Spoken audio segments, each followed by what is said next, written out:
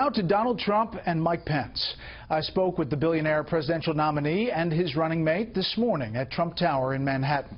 It was 2 hours before the FBI's announcement about the Clinton email case, a case that has been a major talking point for both men during this campaign.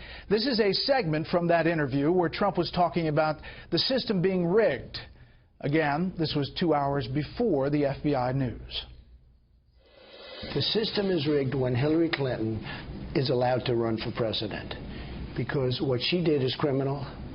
What she did is General Cartwright is potentially going to serve 5 years in jail for doing nothing by comparison to what she did. The system is rigged when she's allowed to run, because she has done many criminal acts.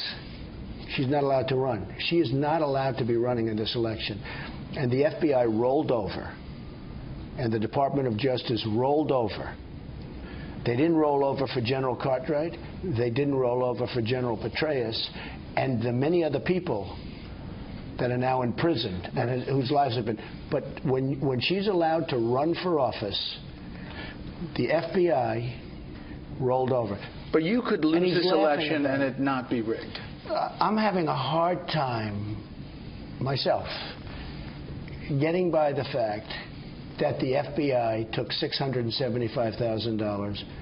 The man that is in charge of her case took $675,000, let her off scot-free. You know what they say, that that had already happened, that they tried to separate the two. I'm just telling you, that's what he says. Give me Governor Pence, you've taken a different tone on this. You told Chuck Todd that we'll absolutely accept the results of the election. 4 days later, you said if the vote is fair, I'm convinced we'll accept it.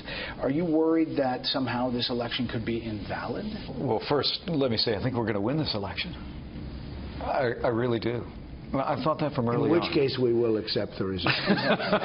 Let's just talk about the integrity of the system. Brett, when Donald Trump talks about a rigged system, it's a national media, with present company accepted, a national media that has been overwhelmingly hostile to my running mate and has been practicing willful ignorance on most issues emanating out of the years of scandal around Hillary Clinton. For me, I have to see what happens on that evening. But I can tell you, we're off to a bad start, because Hillary Clinton is a criminal. Okay, we got that part of the case, but what I'm saying... And the FBI let her off. The other day, the governor got a question at an event. If Hillary Clinton gets in, I'm ready for a revolution, because we can't have her in. Yeah, you don't...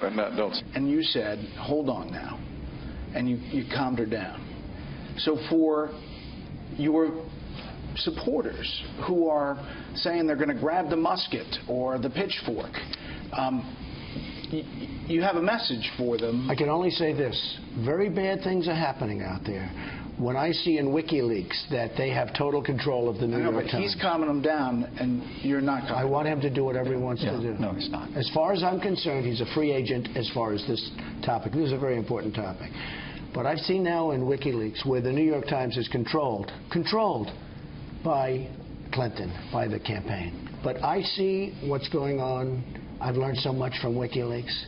Unfortunately, you cover it, but the mainstream does not cover it. Okay, but just to the question. It's awfully hard to take accusations from the other side about our supporters when we found out through that recent video that Hillary Clinton and the Democratic National Party were actually paying people to go to Donald Trump rallies to incite violence. I have every confidence that over the next several days, you're going to see people across this country who support this team go out there, talk to their neighbors and friends, and we're going to bring home a great victory for the American people. We will have much more of that interview. I have a one-on-one with Donald Trump a little later in this program about a number of topics, and more from both men about a host of issues in a special Saturday night edition on Special Report, 8 p.m. Eastern Time.